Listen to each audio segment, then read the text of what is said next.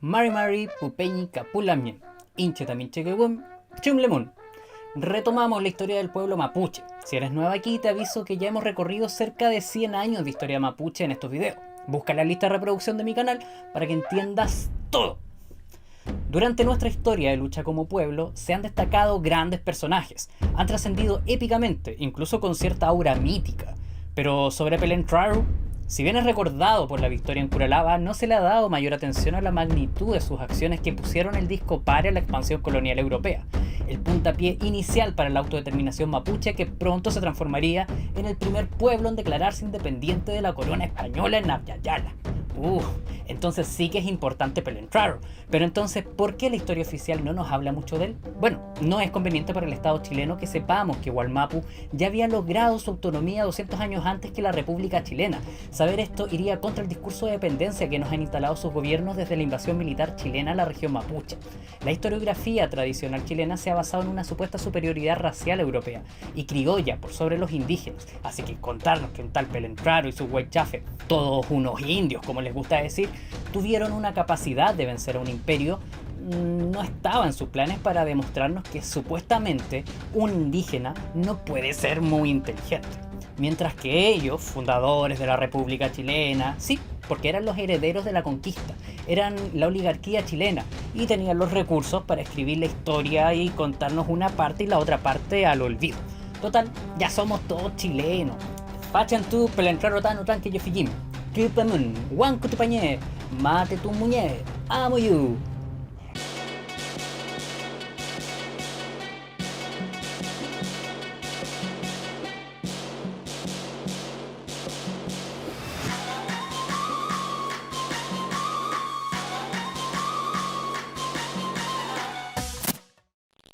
Pelentraru nació en Purén, Wallmapu, llamado como el Traro, iluminado que ve más allá de lo evidente.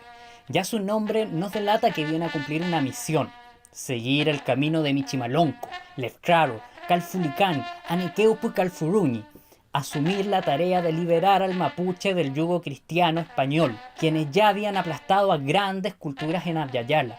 Pero en el Mapudungun no existen palabras para esclavitud o sometimiento.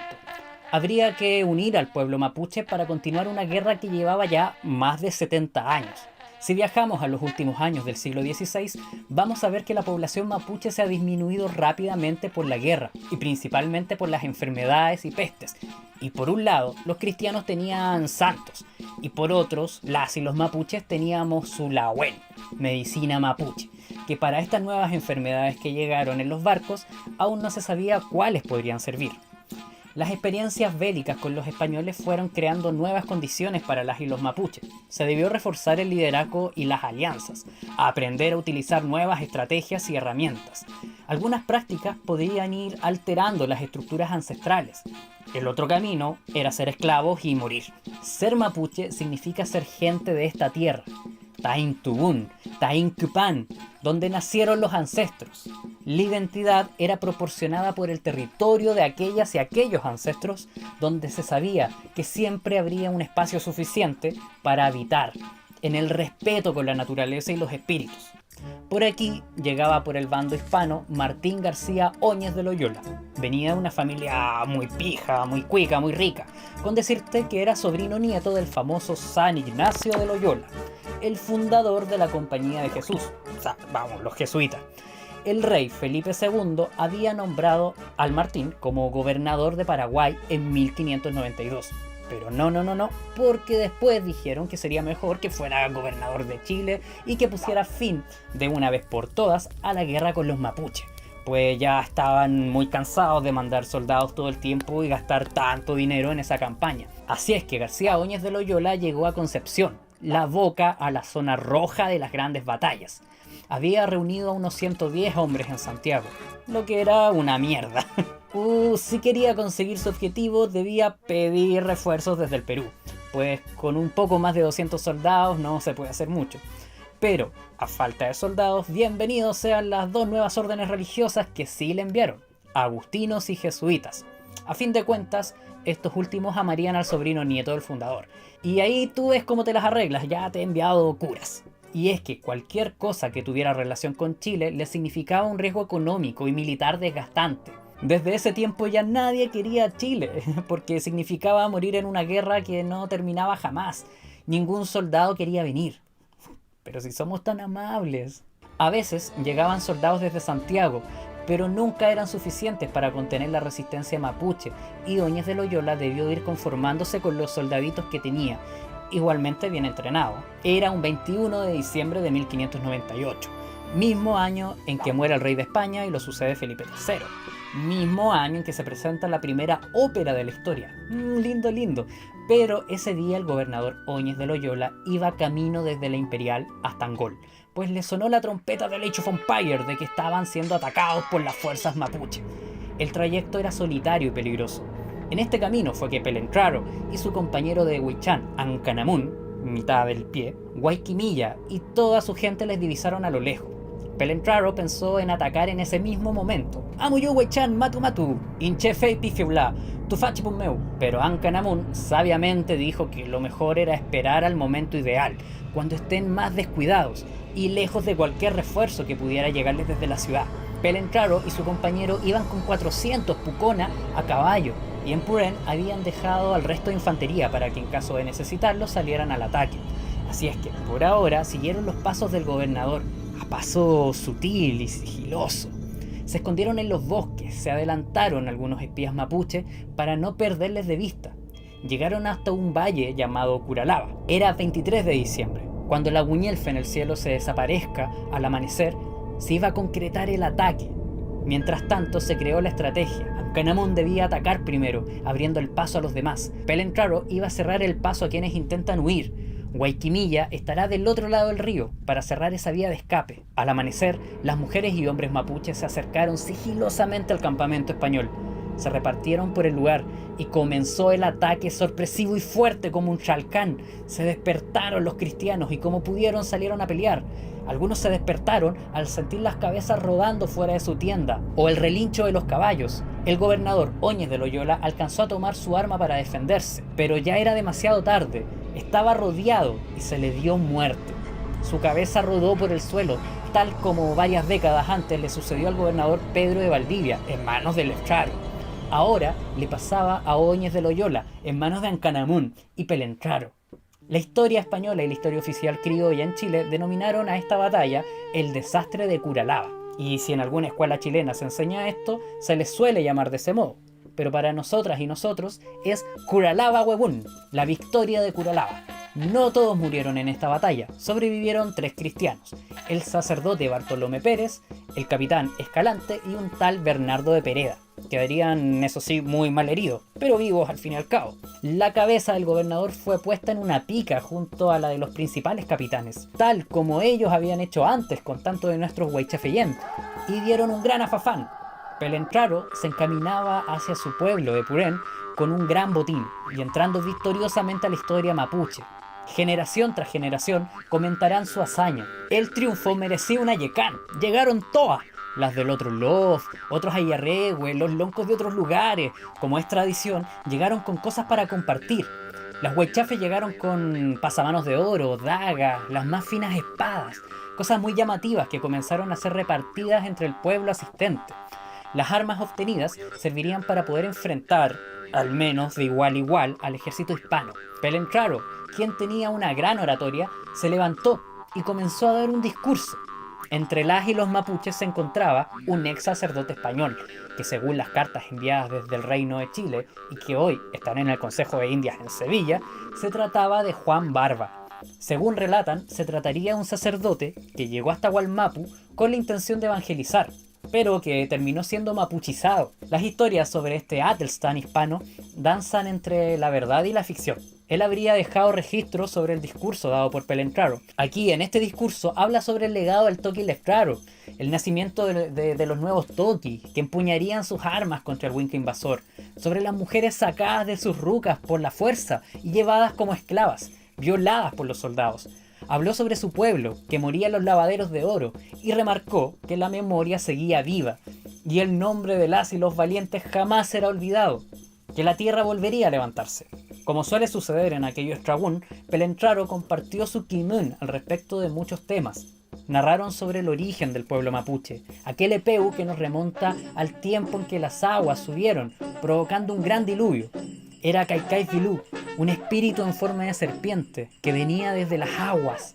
Las y los primeros mapuches intentaron salvarse, llegando hasta esta Mapu, en donde fueron protegidos por Trentrenvilú, el espíritu en forma de serpiente que salía desde la tierra. Solo 4 personas se salvaron, un anciano, una anciana y 2 jóvenes, quienes volvieron a poblar toda nuestra Mapu, manteniendo el Kimun ancestral. A estos ancestros aún se les menciona en cada Yiyipún. Pelentraro, prosiguiendo su discurso, habla sobre la diferencia que tenían con los soldados europeos, abordando los principios de la Mapu, el cuidado de la naturaleza, el trasfondo filosófico y ancestral mapuche, que si cortas un árbol, plantas 2.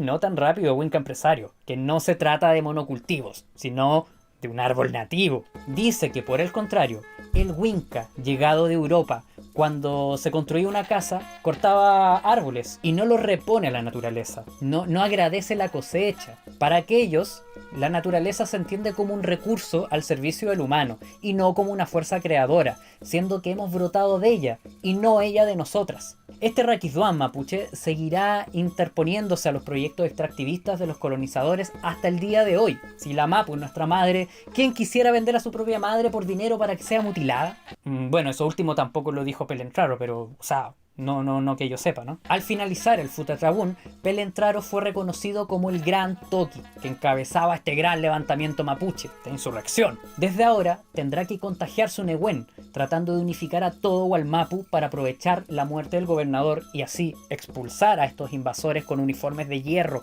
y su dios crucificado. Los loncos se reunieron con los huaychafes de sus tierras, quienes se pusieron a disposición de las estrategias de Pelentraro. En total, cerca de 2600 guerreros, pero esta cantidad no sería suficiente para lograr expulsar de sus tierras a uno de los imperios más importantes de ese tiempo. Pasaron algunos años. En 1601 aparece en escena el nuevo gobernador, Alonso de Rivera, un castellano con gran trayectoria en las guerras que estaban de moda en Europa. La corona ya no quería saber mucho sobre lo que llamaban el Reino de Chile, porque cada vez el escenario era más desfavorable para la colonización, y el triunfo en Curalaba le causó pesadilla a muchísimos de ellos. Por eso apostaron por mover las piezas del veterano castellano, para ver si tenía mejor suerte. Alonso de Rivera pidió a sus capitanes un informe completo de las y los mapuches en rebeldía. Pidió una acción de inteligencia, que todavía se repite en nuestra historia. De todos modos, a la hora de escribirle al rey, agregaban algunos números a la cantidad de rebeldes, como para poder realzar su valor frente a un enemigo poderoso que no respeta a nada ni a nadie. De todos modos, los soldados españoles fueron testigos de cómo nuestros ancestros aprendieron a utilizar las armas del Winca. Incorporaron al caballo y analizaron profundamente las estrategias. Aprendieron a responder a cada ataque con la furia de un seguín. Todo aquello sumado a que ahora se volvía común ver a los guerreros mapuches usando espadas, cotas e incluso dominando la pólvora. Cada ciudad perdida por los españoles significaba nuevas armas para nuestro pueblo. Cuando el nuevo gobernador supo todo esto, quedó flipando, tío. Hostias, que hay indios que usan nuestras mismas armas, joder. Parece que se venían tiempos difíciles y no podía hacerse bolita, porque la corona tenía grandes expectativas en Rivera. Pelentraro tampoco tenía las cosas muy fáciles. Ya sabes, no es cosa de pararse al medio del campo y que de pronto llegue la gente dispuesta a morir. No. Había que unir a los linajes que muchas veces tenían conflictos entre sí. Además, algunos territorios habían hecho las paces con los hispanos y convencerles de dejar atrás las rivalidades que podrían tener y abrir paso a una mancomunión de proporciones considerables para expulsar al Winca estaba complicado. Además, las comunidades mapuches que habían pactado con los cristianos debían cumplir con ciertos compromisos. Por ejemplo, no debían tratar con los mapuches rebeldes. Debían disponer de centinelas y espías y respetar a cualquier español que pase por su tierra. Guiarles y protegerles a su paso para que puedan enviar mensajes, cartas al gobernador, etc. Por lo que, si veías a uno de estos españoles en tu territorio, lo pactado es que debías atenderles y ayudarles, darles alimento, para que estén fuertes para ir a matar a los mapuches en rebelión y resistencia. Estos pueblos amigos de la corona debían reducirse en los lugares en que se les ordenara, recibir corregidores, alojar administradores coloniales y por supuesto que asistir a las predicaciones cristianas, que para los cristianos ibéricos no era suficiente ya con expulsar a los musulmanes andalusíes, sino que debían expandir el cristianismo a todas las colonias. Esta situación iba a cambiar cuando estas comunidades vieron cómo los mapuches en resistencia hicieron caer cada ciudad española en la región. Uy, no, eso fue un spoiler. La neutralidad ya no parecía tentadora. Pelentraro y sus conas se dirigían hacia Angol. Enviaron mensajeros a las comunidades cercanas, quienes al enterarse enviaron al toqui mapuche las cabezas de algunos soldados españoles y les dijeron con esto que ya eran todos una sola fuerza, que ellas y ellos también marcharían hacia Angol, que con su ayuda expulsarían de una vez por todas a los invasores, que con espadas y cruces habían asesinado a tantas y tantos mapuches a nombre de Dios y del rey. Durante la mañana llegaron 1000 huaychafes a caballo, quienes se reunieron con los de Pelentraro a las afueras de Angol, preparando el afafán. Santa Cruz, Angol, se armó la huaychana fuera de la ciudad, que se tiñó de sangre. Debemos saber que tras el triunfo mapuche en Curalaba, los soldados huincas miraban con espanto a las fuerzas mapuche. El maestre de campo español era Francisco Jufré, uno de los más prestigiosos del bando cristiano. Trató de alentarlos porque aquellos soldados que tenían tanto entrenamiento en las armas no estaban acostumbrados a las derrotas ni a escaparse del campo de batalla. Recordemos que para ese momento eran una potencia mundial. Jufré hizo lo posible para evitarse la vergüenza, pero tantos heridos, ya tanta sangre y cabezas españolas y de sus esclavos y aliados desparramadas por el suelo, y a pesar de los refuerzos que llegaban desde el Perú, nunca era suficiente. Debió retirarse.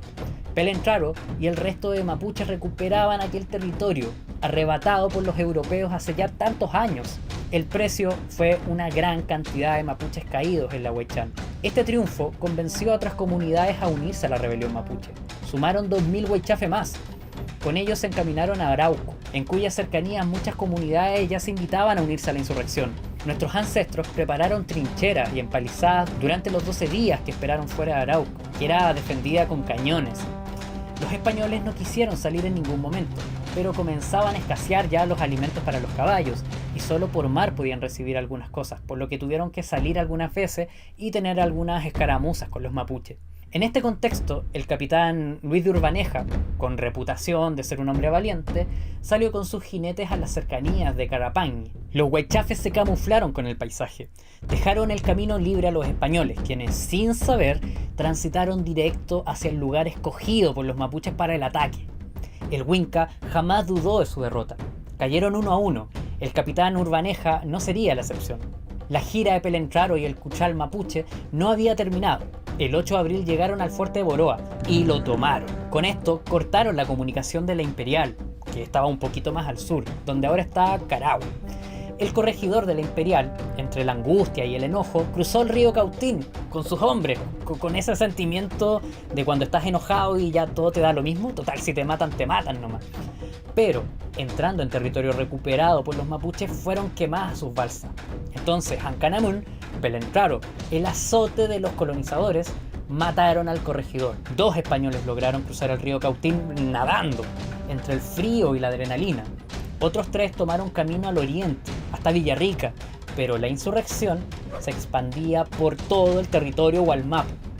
Ancanamun llevaba un buen tiempo motivando a los mapuches sometidos a que se levanten en armas contra aquellos a quienes llamaban amos y señores, aquellos mismos que antes le cortaron los pies, las manos y la nariz a sus abuelas y abuelos, aquellos que antes pusieron grilletes a sus pichiqueches y cortaron las cabezas de sus machis, que sentaron en picas a sus padres. Esos mismos ahora enviaban cartas a Santiago diciendo que la furia mapuche era incontrolable, que eran unos salvajes, inhumanos. El famoso rezo, líbranos Señor de la furia de los hombres del norte, que en Europa refería a los ataques vikingos mucho tiempo antes, se repetiría en Wallmapu, líbranos de la furia de los mapuches. Las ciudades fundadas por los españoles al sur del río Biobío, hasta ese entonces, estaban casi todas destruidas.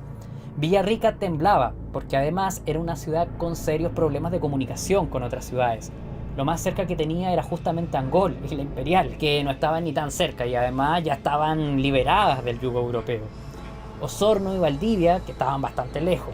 Pero en esta ciudad ya sabían del ataque, porque un yanacona llamado Curimanque había recibido la noticia del ataque mapuche a la ciudad. Lo supo a modo de invitación para sumarse a la rebelión, pero, como buen yanacona, optó por el bando Winca y le contó al corregidor Rodrigo de Bastidas, quien ya juntaba miedo y se aferraba a los santos, pero también junto a su ejército. Desde lejos ya se escuchaban las pifilcas, la tutuca y el sonido del culcul. Esta ciudad ya había sido abandonada antes, en 1554, tras el gran levantamiento del Estraro y la muerte del gobernador Pedro de Valdivia, pero había sido refundada la ciudad, pero no por mucho. Entre 1599 y 1602, Villarrica fue sitiada por las fuerzas mapuche, quienes muchas veces pidieron al ejército español que por favor se rindieran, que no tenían otra salida, que debían abandonar el territorio mapuche del cual no eran dueños, pero nunca aceptaron. Frente a los ataques mapuches, el corregidor se encerró en el fuerte, en el cual no cabía toda la gente, por la que usó como escudos humanos justamente a los mismísimos yanacona, que esperando quizás algún gesto de empatía, le habían entregado la información del ataque.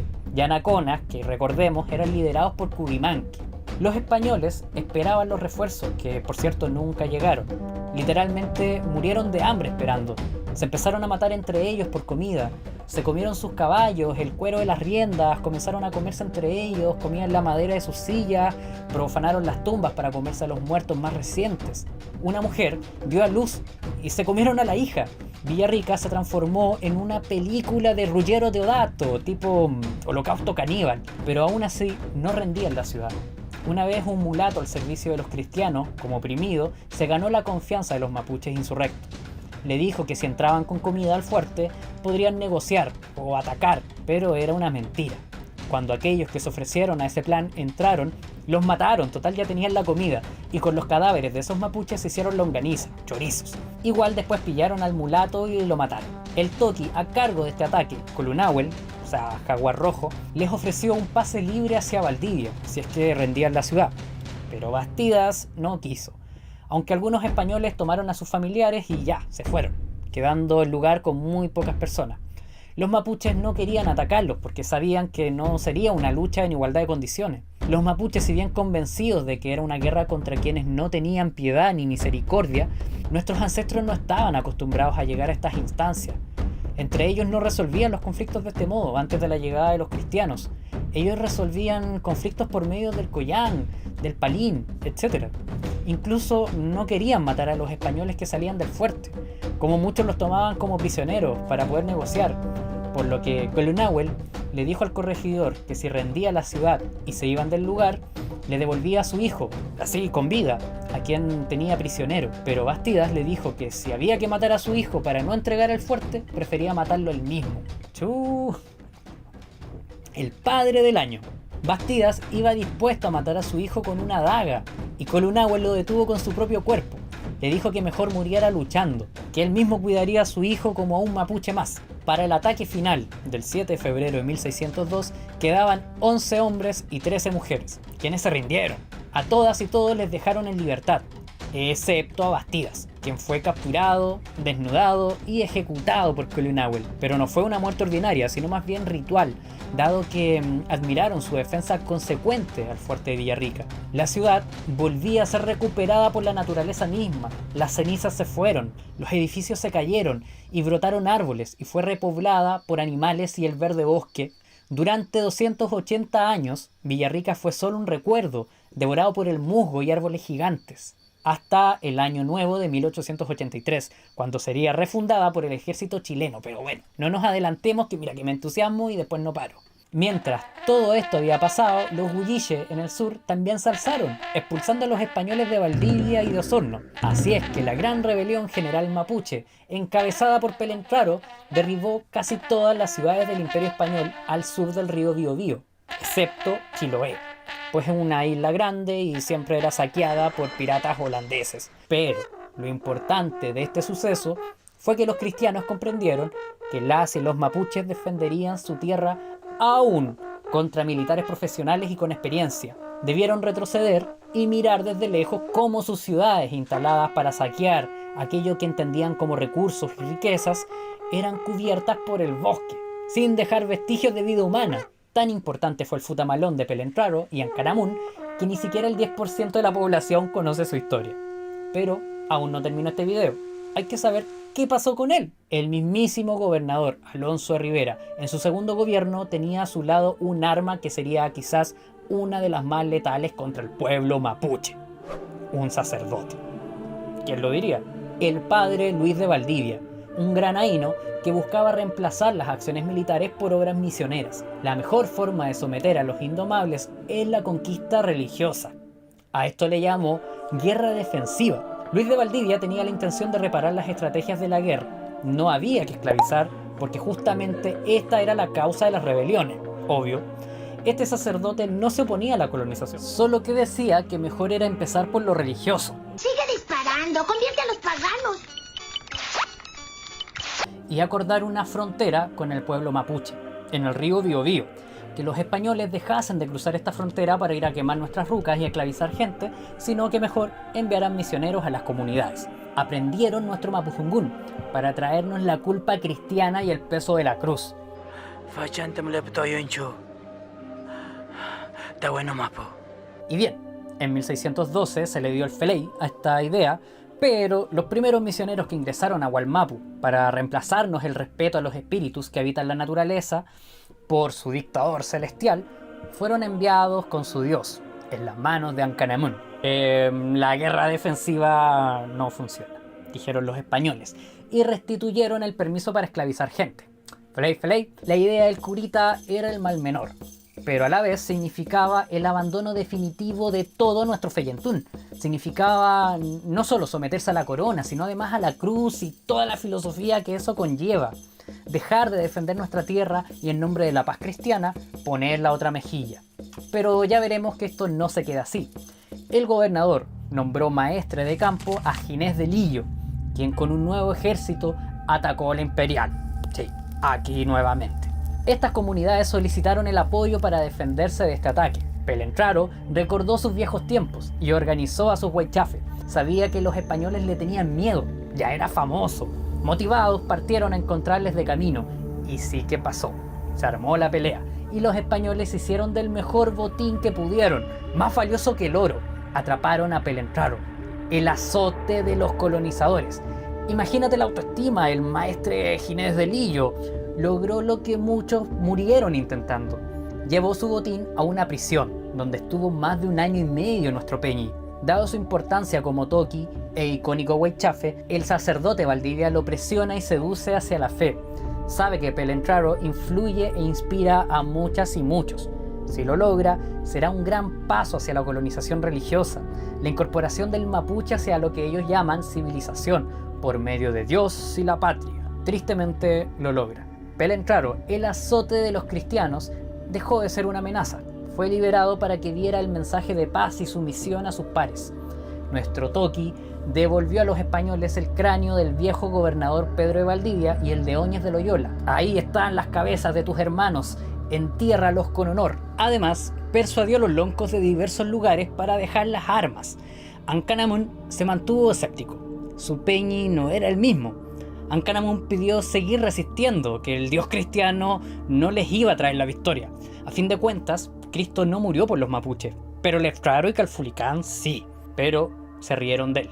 Los huerquén avisaron que no había que obedecer a Ankanamun, que se mantuvieran en la paz, que si era necesario llamarían a los mismísimos españoles para defender esa paz. Una carta al gobernador cuenta que es una buena noticia saber que entre los mapuches hay una gran división y que muchos ya están de su lado, que si bien sus armas llegarían hasta la frontera, ya saben que las armas de Pelentraro y la mayoría de su ejército también eran de ellos. Así es que un punto para el cura Valdivia. No obstante, el llamado a la paz que se expandía abriría un paso a un nuevo escenario en la historia mapuche. Recordemos entonces a Ankanamun, el eterno rebelde, y a Pelentraro, el azote de los españoles, que luego abriría el camino hacia un tratado de paz que en el futuro marcaría la historia del pueblo mapuche, aunque a costa de la evangelización de muchas y muchos. Este conjunto de conflictos y el camino hacia los pactos de paz marcaron en la historiografía oficial el fin de lo que llaman conquista. ¿Será así realmente? Pelentraro y Ankanamun no han tenido la popularidad de otros personajes de la historia mapuche, bajo el dominio colonial del Estado chileno, no es una opción reconocer que el pueblo mapuche gozó de autonomía tanto en la práctica como en el marco político y legal con el Imperio Español. No les conviene hacernos saber que no somos un pueblo satélite de Chile, no somos sus indígenas. Nuestros elementos, nuestros instrumentos, nuestras vestimentas que folclorizan un par de veces al año para hablar en nuestro nombre, no son de su propiedad. Nuestra tierra que venden a las transnacionales no son de su propiedad. Los ríos que venden a proyectos hidroeléctricos no son suyos.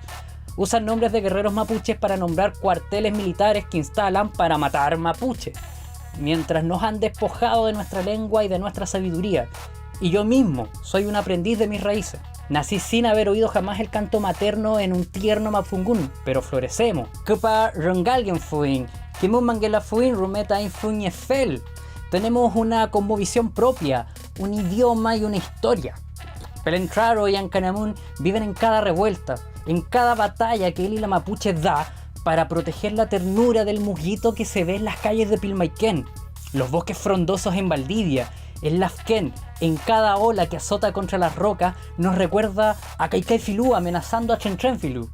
Es tiempo, Peña y Lamien, de retomar nuestro Kimun, Tain Requizuam, Tain Mapuzungún, Mapuche Tain Chinja, Huequelañi, Mapujiñén. Petu mongelain pupeñi, pulamien, nehuentuleimi, Flay, mañu meyu tami pepan, tañi canal meu, con comer tripape tamizungu, peu, peu, peu, cayal.